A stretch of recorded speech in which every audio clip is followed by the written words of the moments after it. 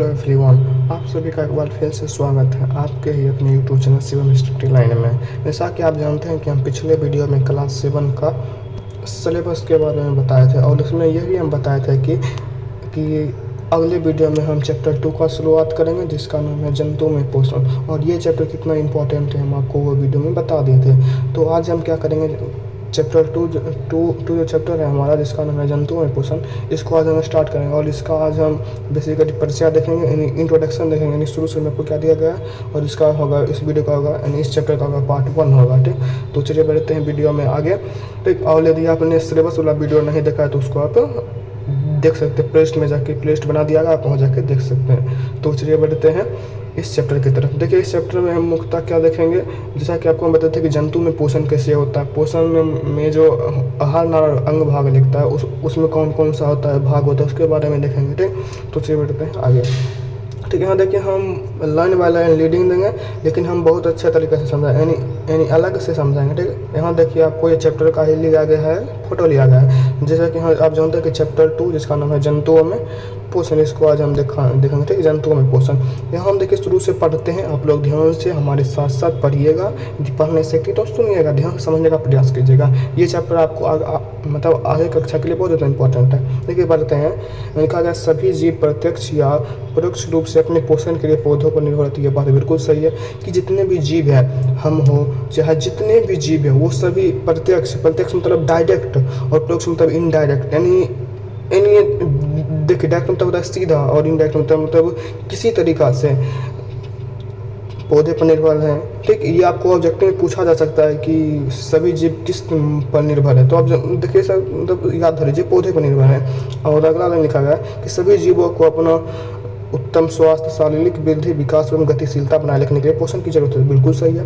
देखिए सभी जीव जितना उनको अच्छा स्वास्थ्य बनाने के, देखिए हम आपको समझा रहे हैं, ध्यान से सुनिएगा। ठीक, और उनको वृद्धि करने के लिए, यानी अपना जीवन को सुचारू रूप से चलाने के लिए पोषण की आवश्यकता होती है। देखिए यहाँ पर सबसे पोषण का इंपॉर्टेंस बनाया जाए, यानी पोषण का क्या क्या इंपॉर्टेंट है उसको समझा जाता है। ठीक, और आगे लिखा गया है कि जंतुओं के पोषण में उनकी पोषक तत्वों की जरूरत, भोजन ग्रहण का तरीका तथा शरीर में उनका उपयोग समय। देखिए यहाँ बताया जा रहा है कि जंतु में जो पोषण है, देखिए पोषण कैसे होगा, पोषक तत्व से, यानी पोषण करने के लिए जो तत्व भाग लेते हैं उनको बोलते हैं पोषक तत्व, और पोषक तत्व की जो होती है जरूरत उनको भोजन ग्रहण करना, यानी अंतल ग्रहण द्वारा उनको ग्रहण किया जाता है। ठीक, और उनका उपयोग भी समय किया, जैसा कि आप यहाँ पर फोटो में देख लें कि ये सब क्या है, ये सब है पोषक तत्व, ये सब क्या है पोषक तत्व है, ये सब क्या है पोषक तत्व, इसको थोड़ा छोटा करके। ठीक, ये सब क्या है पोषक तत्व, और इसके अलावा भी बहुत सारा पोषक तत्व है, जैसा कि आपको जो खाते हैं उसको आप पोषक तत्व मान सकते हैं। ठीक, और आगे लिखा गया है कि पिछली कक्षा में आप जान चुके हैं,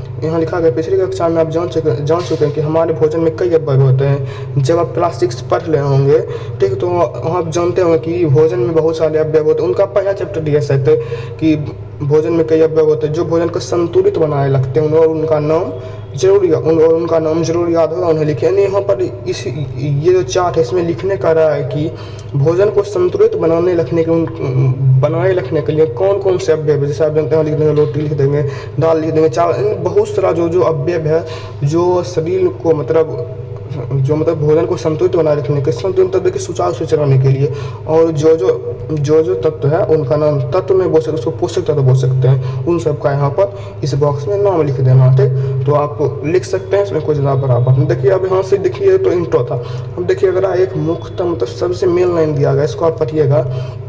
यहाँ क्या लिखा गया, इसको मतलब पढ़ने का प्रयास कीजिएगा। यहाँ लिखा गया है कि जंतुओं द्वारा ग्रहण किए गए भोजन के अवयवों की संरचना अत्यंत जटिल होती है। देखिए जंतु यानी जो हम खाते हैं, जैसे मान लीजिए रोटी खा रहे हैं, चावल खा रहे हैं, उनका जो अवयव होता है ना वो बहुत ज़्यादा जटिल, यानी बहुत ज़्यादा मतलब समझ सकते हैं, जटिल रूप से जटिल मतलब समझ सकते हैं। देखिए जैसे कि आप एक लस्सी लेते होंगे, उस लस्सी को जब मतलब उसमें देखिए गिद्धवा जिसको बोलते हैं, तो बहुत तरह से फंस जाता है, उसका मतलब छुड़ाना बहुत ज़्यादा जटिल मतलब ऐसा समझ सकते हैं, मतलब बहुत ज़्यादा जटिल। जैसे कि आप ये जो पिक्चर है ये बहुत ज़्यादा जटिल है, देखिए किधर से गया है वो पता ही नहीं चले, यानी बहुत ज़्यादा जटिल होता है। हम जो खाते हैं समझ रोटी का, वो बहुत ज़्यादा जटिल होता है। ग्रहण किए गए भोजन से शरीर कई प्रकार के पदार्थों का संश्लेषण, जैसे कि हम जो रोटी खाते हैं, आप जानते होंगे कि जो रोटी है, दाल है, उसमें प्रोटीन होता है। अब जो प्रोटीन है वो तो हमें मतलब हमें दिखाई नहीं पड़ते हैं, और वो जब शरीर के अंदर जाता है तो उसको संश्लेषण किया जाता है। वो संश्लेषण करने में जो और वो जो संश्लेषण करने में बहुत ज़्यादा मतलब मेहनत लगती है। यहाँ तो ये नहीं लिखा है, लेकिन यहाँ पढ़िएगा कि ग्रहण किए गए भोजन से शरीर कई प्रकार को पदार्थ का, यानी जो हम खाते हैं उससे पदार्थ उनसे जो शरीर जो है वो बहुत सारा पदार्थ का संश्लेषण करता है, जैसे कि प्रोटीन का संश्लेषण करता है, कार्बोहाइड्रेट का संश्लेषण करता है, जिसमें कुछ हमारे लिए अत्यंत उपयोग होता है। जैसे कि मान लीजिए कार्बोहाइड्रेट हमारे लिए आवश्यक है, बहुत सारा जो है हमारे लिए आवश्यक है। और आगे लिखा गया जबकि कुछ अवशिष्ट अनुपयोगी पदार्थ भी उपयोग होते हैं, यानी जो बहुत सारा वो हमारे लिए अनुपयोगी होता है। इन संपूर्ण प्रक्रिया को पाचन कर, देखिए यहाँ बेसिकली पाचन का क्या लिखा गया है, परिभाषा में डिफिनेशन लिखा गया है। ठीक, यहाँ एक बार फिर से पढ़ते हैं। जंतुओं द्वारा ग्रहण किए गए भोजन के अवयवों की संरचना अत्यंत जटिल होती है, बहुत ज़्यादा जटिल होती है। ये बात हम बता दिए आपको। ग्रहण किए गए भोजन से शरीर कई प्रकार के पदार्थ का संश्लेषण करती है, जैसे कि आप मान सकते हो गया प्रोटीन हो गया, कार्बोहाइड्रेट हो गया, ठीक, जिसमें कुछ हमारे शरीर के बहुत ज़्यादा आवश्यक होते हैं, बहुत आवश्यक भी होता है और बहुत अनावश्यक भी होता है, जबकि कुछ अपशिष्ट अनुपयोगी पदार्थ भी उत्पन्न होते हैं। इस संपूर्ण प्रक्रिया को पाचन कहते हैं। इसको क्या कहते हैं, पाचन कहते हैं। ठीक, आप समझिए पाचन का ये होगा डिफिनेशन हो गया। ठीक, तो चलिए बढ़ते हैं अब आगे की तरफ। ठीक, देखिए इसमें हम इस वीडियो में हम ये पार्ट 1 है, इसमें सिर्फ हम इंट्रोडक्शन देखेंगे। ठीक, तो चलिए आगे क्या लिखा गया है कि आगे लिखा गया है आप जान चुके हैं कि भिन्न भिन्न जीवों की भोजन संबंधी आवश्यकता एवं आदतें अलग अलग। जैसे आप जानते हैं कि जो मनुष्य होता है उसको दाल चावल की आदत लगी हुई है। ठीक, और जो हाथी होता है उसको कुछ और, जो सेल है वो मांसाहारी खाता है, मतलब सबको अलग अलग आदत लगी है। साथ ही जीवों में पोषण का तरीका भी अलग। जैसा कि आप जानते हैं कि हमारे में पोषण का तरीका अलग है, गाय में पोषण, यानी जितने भी जीव हैं उन सब में पोषण का तरीका अलग अलग है। आगे लिखा गया है जिसके यहाँ पर हम देखते हैं जिसके आधार पर हम उन्हें स्वपोषी, विषमपोषी आदि वर्गों यानी देखिए पोषण करने के आधार पर जीवों को बांटा गया है। कौन कौन पर, स्वपोषी, विषम, यानी इन सब भागों में बांटा गया। और इन सब भाग को हम मतलब आगे चर्चा करेंगे अच्छे से। ठीक, यहाँ आगे लिखा गया है कि विभिन्न जीवों की शारीरिक बनावट और भोजन ग्रहण करने वाले अंगों में भी विविधता नजर, यानी बहुत जीव ऐसे हैं, बहुत जीव यानी सब जीव मतलब अधिकतर जीव में भोजन कैसे ग्रहण करते हैं और जो उनका बनावट है यानी शरीर का बनावट, उन सब विभिन्नता से भिन्नता यानी भिन्न है, वो सब भी हमें दिखाई पड़ता है। मधुमक्खी, भौरे आदि आसानी से फूल को रस चूसते हैं। जैसे आप जानते हैं मधुमक्खी जो होते हैं, भौरे जो होते हैं, ये सब फूल के रस को आसानी से चूस सकते हैं, लेकिन हम जो है हम ऐसा नहीं कर सकते। नहीं, देखिए हमें विविधता है, अहीं आगे ना चलते। अब आगे लिखा गया मरमर पक्षी, इसका दूसरा नाम है हमिंग बर्ड, या फूल चूस की लंबी पतली चोंच से भी फूलों का रस चूसने में उसे मदद, यानी ये जो पक्षी है जिसका नाम है हमिंग बर्ड, इसका जो लंबा चोंच है ये फूल चूसने में उसे मदद करता है।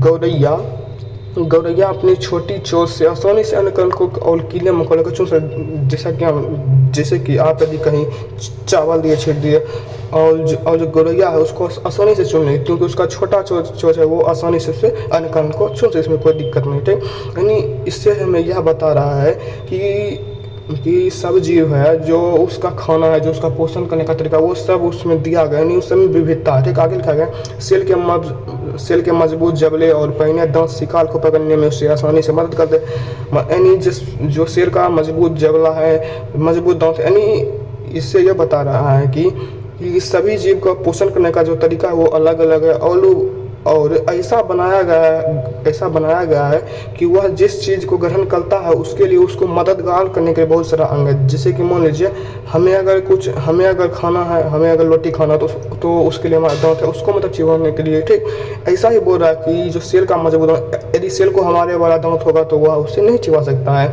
उसको मतलब उसका उस तरह से दांत दिया गया। ठीक, अब आगे है अजगर सांप अपने मुंह से बड़े शिकार को आसानी से निगल जाते हैं, लेकिन हमेशा नहीं, यानी उसका आकार ये सा बनाया गया है। ठीक, जीव को जैसा जीव मतलब ऐसा समझिए कि हाँ बता रहा है कि मतलब सभी जीव को जो पोषण है, जो पोषण उसे लेना है, यानी जो पोषण है उसको ग्रहण करने के लिए उसको अंग दिया गया है। ठीक, अब यहाँ आगे लिखा गया है कि छीलना, चबाना, कुतुलना, बेधना, पकड़ना, निगलना, चूसना, स्पंज आदि भोजन करने, यानी ये सब विधियाँ, जैसे कि छीलना है, चबाना, जैसे कि आप भी चबाते हो, हम भी, कुतलना जो है वो ये चूहा करने, ये सब जो है ये भोजन अंदर लेने में, भोजन ग्रहण करने की सब विधि है। ठीक, अब देखिए क्रियाकलाप है, यानी क्रियाकलाप मतलब वो यह होता है कि मतलब जो हम पढ़े उसको मतलब जीवन में उतारने से। हाँ देखिए कि आप अपने आसपास अनेक जंतु को देखते हैं, आप उनके भोजन संबंधी आदतों से भी परिचित हैं, यानी आपके आसपास जो जीव है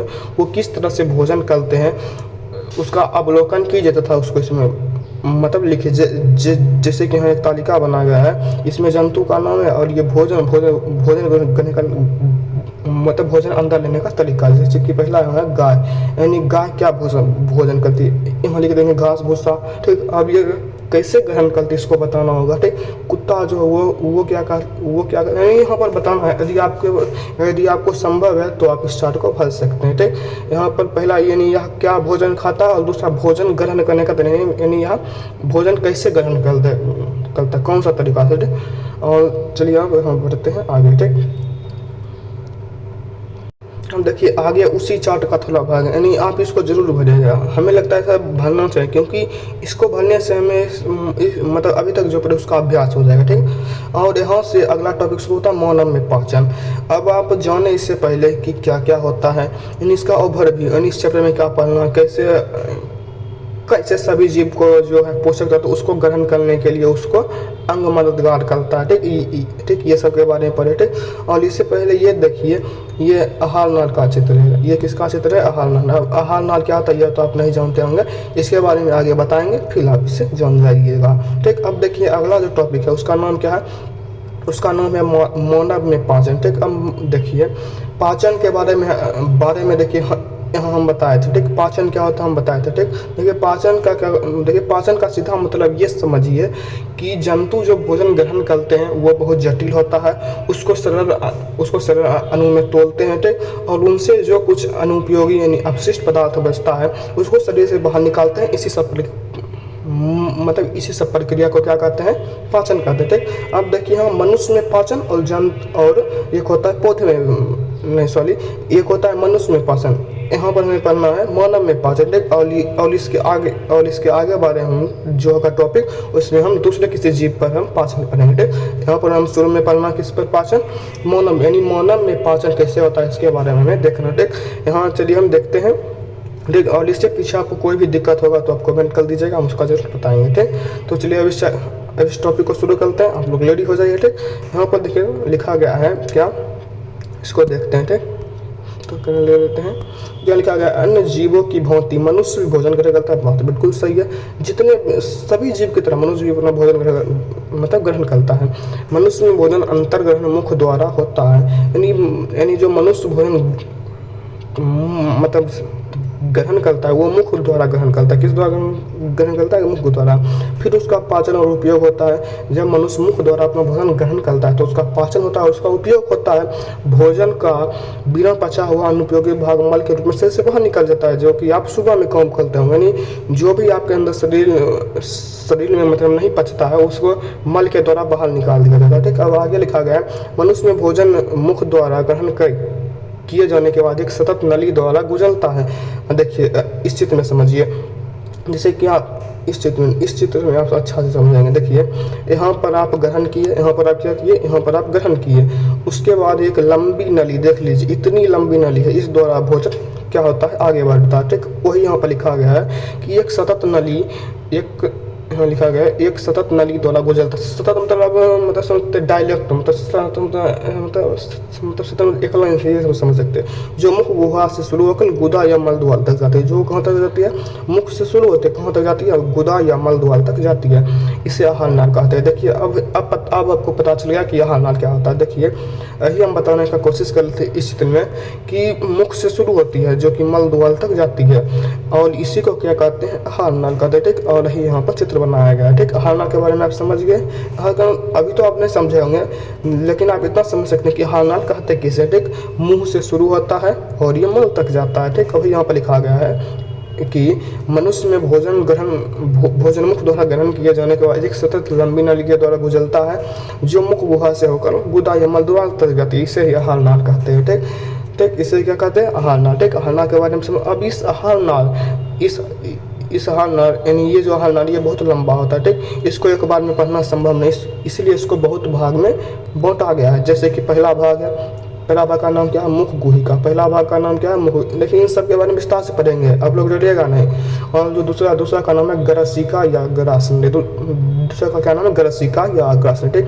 और जो तीसरा का नाम है अमाशय, चौथा का नाम है छोटी आंत। देखिए ये सब भाग का नाम है, यानी हार नाल के अंदर कौन कौन से भाग होते हैं। पाँचवा का नाम है बड़ी आंत। और जो छठा का नाम क्या है, जो छठा भाग है हर नाल का, उसका नाम क्या है, उसका नाम है मलाशय। और सातवां का नाम है गुदा या मलदुआ, ठीक। अब देखिए इसको हम चित्र में समझते कहाँ है। देखिए ये है हर नाल का चित्र। देखिए इसमें क्या है, इसमें देखिए शुरू में जो आपको दिख रहा है ये जो दिख रहा है ये क्या है, ये क्या है मुख गुहिका, या क्या है, मुख गुहिका। और जो आगे है, आगे यानी ये जो पाइप जैसा दिख रहा है, पाइप जैसा ये क्या, ग्लास नली, ये ग्लास नली। और जो तीसरा है अमाशय। अमाशय कौन सा होगा, अमाशय देखिए, अमाशय देखिए ये होगा, ये जो आपको दिख रहा है यही होगा क्या, अमाशय।